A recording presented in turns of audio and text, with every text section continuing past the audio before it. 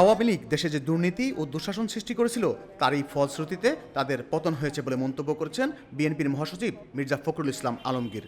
বুধবার দুপুরে রংপুরের পীরগঞ্জের জাফরপাড়া বাবনপুর গ্রামে আবু সাঈদের কবর জিয়ারত শেষে এ মন্তব্য করেন তিনি।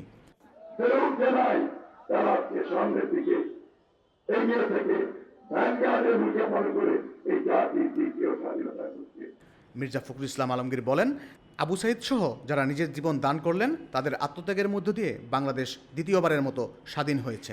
অন্যান্য শহীদদের ত্যাগ কোনো ভোলার নয়। তাই আমাদের দায়িত্ব হলো সকল ফ্যাসিবাদের ষড়যন্ত্র রুখে দিয়ে স্বাধীন রাষ্ট্র গণতন্ত্র পুনঃপ্রতিষ্ঠা করা।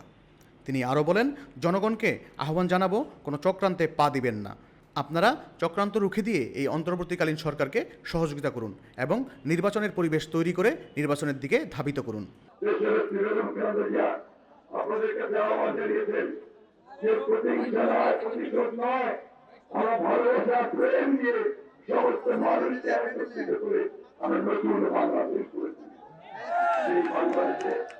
বিএনপির মহাসচিব এ সময় আরও বলেন, বৈষম্যবিরোধী ছাত্র আন্দোলনে যে সকল শিক্ষার্থী শহীদ হয়েছে তাদের হত্যাকারীদের বিচার করতেই হবে।